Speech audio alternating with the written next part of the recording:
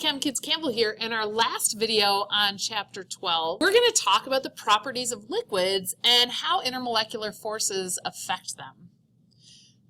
So all the things that we observe about liquids have to do with how strong they're bound together. Remember, hydrogen bonding is the strongest, then dipole-dipole, and then dispersion forces are the weakest. And so how strong they are will dictate how they behave.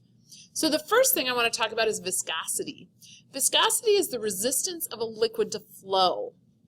If you think about things flowing, like water doesn't, flows pretty easily, but something like honey, right? Honey, you have to like shake it and squeeze it to get the honey out of the bottle. So a strong IMF means higher viscosity. So that means that intermolecular forces in honey are much stronger than water. One way to get honey out of that bottle easier is to put it in the microwave and heat it up, because increasing temperature will decrease the viscosity. So let's take a look at the intermolecular forces. Here's honey. Honey's like sugar. And I have a bunch of hydrogen bonding in it. Look at all these hydrogens and oxygens, right? Hydrogen bonding, high hydrogen bonding in honey, which results in a very high viscosity. Water, which has really great hydrogen bonding also, but it's a small molecule, right, has a relatively low viscosity. So stronger intermolecular forces, the more hydrogen bonds I have, the stronger, the higher the viscosity is going to be. But if I want to decrease viscosity, I will up the temperature. Surface tension is another property of liquids, and it results in beading of water or soap bubbles. And what it is, it's the measure of the inward pull by the inner particles due to what are called cohesive forces between molecules. So here is actually mercury. Mercury has really high intermolecular forces because they're metallic.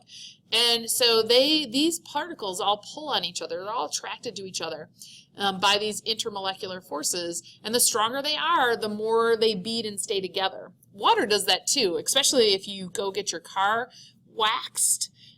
When you put water on it, it beats up real tight. Fluidity is the ability to flow and diffuse. So gases and liquids are both called fluids, so they all have a measure of fluidity. Cohesion, I just talked about cohesive forces on surface tension. Cohesion is the attraction to identical particles, so like the beating of water droplets, which is also like surface tension. Adhesion is the attraction to different substances. So here's, hey, do you recognize this? This is a burette, isn't it? Or maybe it's a graduated cylinder.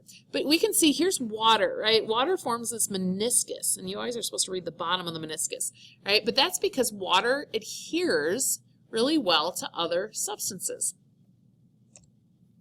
So let's talk a little more about water. Water is really special. For a small molecule, it has some really unique properties. It has a high boiling point, 100 degrees Celsius. It has a high surface tension, right? It beads up, which means that it has high cohesive forces, but it also has very adhesive forces, right? The meniscus. So water is really special, and it's because of this hydrogen bonding. I mean, water's tiny, but compared to other tiny molecules, water is very different. And that's good because water is very important. All right, that's all for this video. Oh my gosh, it was so short. I will see you in class.